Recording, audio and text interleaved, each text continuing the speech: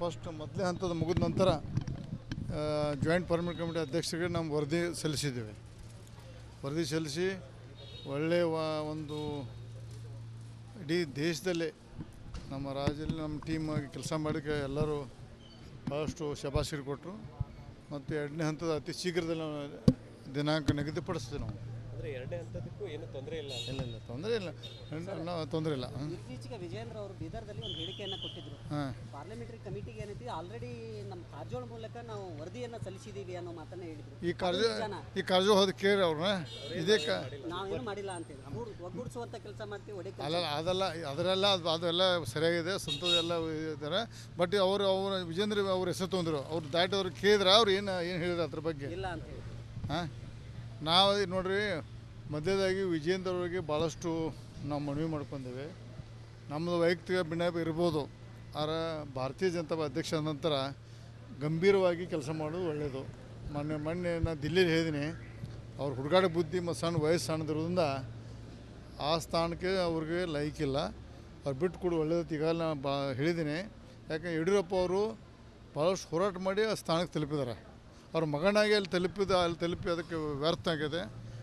ಅವ್ರಿಗೂ ಸಹಿತ ಯಡಿಯೂರಪ್ಪನ ಹಿರಿಯತನಕ್ಕೆ ಅವ್ರಿಗೆ ಮಾಡಿದಂಥ ತ್ಯಾಗ ಹೋರಾಟಕ್ಕೆ ಸಹಿತ ಮಂಕಾಗತೈತೆ ಅನ್ನೋ ಸಂದರ್ಭದಲ್ಲಿ ಅವರು ಬಿಟ್ಟು ಮುಂದೆ ಎಕ್ಸ್ಪೀರಿಯನ್ಸ್ ಅಂತ ಆಗೋದು ಒಳ್ಳೆಯದು. ಯಾಕಂದರೆ ಅವರು ನಮ್ಮ ಥರ ವಿಡಿಯೋ ಇದೆ, ಅವ್ರು ಹೇಳಿದ್ದಾರೆ. ಅವರು ನಮ್ಮ ಕಡೆ ಯಾಕಂದ್ರೆ ಅವತ್ತು ಹುಬ್ಬಳ್ಳಿಗೆ ಬಂದರು ಫಸ್ಟು ಜಗದೀಪ್ ಪಾಲ್ ಅವರು, ಆಮೇಲೆ ಬಿಜಾಪುರ ಬಂದರು. ಬಿಜಾಪುರ ಬಂದು ಬೆಳಗಾವಿ ಬಂದು ಮುಖಾಂತರ ದಿಲ್ಲಿಗೆ ಹೋಗಿಡ್ರು. ಅವರು ಬಿಜಾಪುರದಲ್ಲಿ ಅವ್ರು ಬೇಕಾದ್ರೆ ಕ್ಲಿಪ್ಪಿಂಗ್ ತೆಗೆದು ನೋಡ್ಬೋದು ನೀವು ಮೀಡಿಯಾದಲ್ಲಿ. ಅವ್ರು ಸಲಹೆ ಕೊಟ್ಟರು ನಮಗೆ, ನೀವು ಒಳ್ಳೆ ಕೆಲಸ ಮಾಡಿದ್ರಿ, ಅಹೋರಾತ್ರಿ ಉಪವಾಸ ಕೂತಿರೋದು ಬಿಟ್ಟು ಸ್ಟಾಪ್ ಮಾಡಿ ನೀವು ಟೂರ್ ಮಾಡಿ ಎಲ್ಲ ಎಲ್ಲಿ ನೊಂದಾರ ಜನಕ್ಕೆ ಭೇಟಿಯಾಗಿ ಅವ್ರದ್ದೆಲ್ಲ ವರದಿ ತೊಗೊಂಡು ದಿಲ್ಲಿಗೆ ಬಂದು ಕೊಡೇ ತವರಿದೆ ಅವ್ರು ಹೇಳಿದ್ರೆ ಪ್ರಾರಂಭ ಮಾಡಿದ್ದು. ಅವ್ರು ಬಂದು ದಿವಸ ಅವತ್ತು ಅದಕ್ಕಿಂತ ಮೊದಲು ಹೆಂಗೆ ವರದಿ ಕೊಡ್ತಾವಂತ ಎಷ್ಟು ಸುಳ್ಳು ಹೇಳ್ತಾವ ಅಂತ ನಿಮ್ಗೆ ವಿಜಯೇಂದ್ರ ಸುಳ್ಳು ಹೇಳ್ತಾವ ಅಂತ ಪ್ರೂವ್ ಆಗಿದೆ.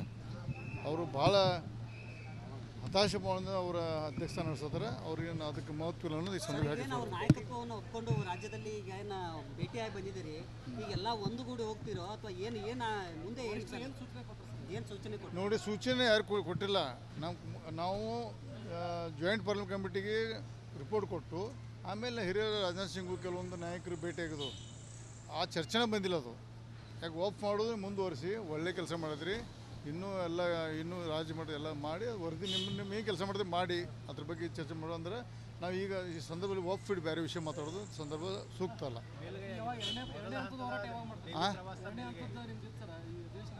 ನೋಡಿ, ಅಧಿವೇಶನ ನೋಡಿ ಗ್ಯಾಪ್ ಇದೆ, ಎರಡು ಸಿದ್ಧ ಒಂದು ಜಿಲ್ಲಾ ಮಾಡಬೇಕು ಉದ್ದೇಶ ಇದೆ, ಡೇಟ್ ಫಿಕ್ಸ್ ಆಗಿಲ್ಲ.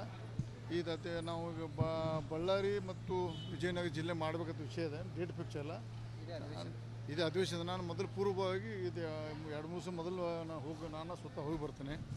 ಅಲ್ಲಿ ತಯಾರು ಮಾಡ್ಕೊಂಬಂತ ನಾವು ಡೇಟ್ ಅನೌನ್ಸ್ ಮಾಡ್ತೀವಿ. ಎರಡನೇ ಹಂತದ ಅಂದರೆ 26ವರೆಗೆ ನಮ್ಮ ಗ್ಯಾಪ್ ಇದ್ದಾಗ ಒಂದೊಂದು 2 ಜಿಲ್ಲೆ ಮಾಡ್ಬೋದು ಉದ್ದೇಶ ಇದೆ, ಇನ್ನೂ ಫೈನಲ್ ಆಗಿಲ್ಲ.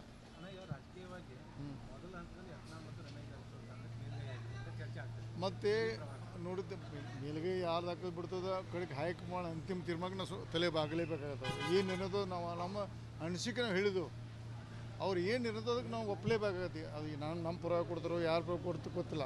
ಅದೊಂದು ನಮ್ಮ ಪಕ್ಷದ ಆಂತರಿಕ ಸಮಸ್ಯೆ ನಾವು ಸರಿಪಡಿಸ್ಕೊಳ್ತೀವಿ. ಆದರೆ ಆ ಹುಡುಗ ವಿಜೇಂದ್ರ ಅದಕ್ಕೆ ಲೈಕಿಲ್ಲ ಒಂದು ಪದೇ ಹೇಳಕ್ಕೆ ಪ್ರಯತ್ನ ಮಾಡ್ತೀವಿ ನಾವು.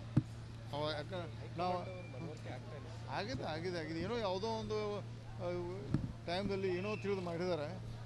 ಮಾಡಿದ ನಂತರ ಅದನ್ನು ನಾವು ಪ್ರಶ್ನೆ ಮಾಡಿದ್ವು ಅಂತ ನಮ್ಮ ಪ್ರಶ್ನೆ ಅಲ್ಲ, ಅವನ ನಡವಳಿಕೆ ನಾವು ತಿಳಿಸ್ಕೊಟ್ಟಿದ್ದೆ. ಅವ್ರ ಮುಂದೆ ಏನಂತ ನೋಡೋಣ. ಬದಲಾವಣೆ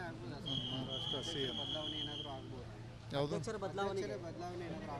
ನೋಡೋಣ, ಅದು ಈ ಮೀಡಿಯಾದಲ್ಲಿ ಮಾತಾಡ್ತು ಅದು ಎಲ್ಲ ಮುಂದೆ ನಾನು ಮಹಾರಾಷ್ಟ್ರದ ಬಗ್ಗೆ ಮಹಾರಾಷ್ಟ್ರ ಎಲ್ಲ ನಡೆದಿದೆ. ಮಹಾರಾಷ್ಟ್ರ ಸಿಎಂ ಬಗ್ಗೆ ಆದದಕ್ಕೆ ನಾವು ಭಾಳ ಮಹಾರಾಷ್ಟ್ರ ಜನತೆಗೆ ಒಬ್ಬ ಒಳ್ಳೆಯ ಮುಖ್ಯಮಂತ್ರಿ ಕೊಟ್ಟದಕ್ಕೆ ನಮ್ಮ ಹತ್ಪೂರ್ವ ನಮ್ಮ ಕೊಡ್ತೀವಿ. ಮತ್ತು ಅವ್ರು ಭಾಳ ಅಪಮಾನ ರೂಪವಾಗಿ ಅವ್ರನ್ನ ಕೆಳಗಿಳಿಸಿದ್ರು.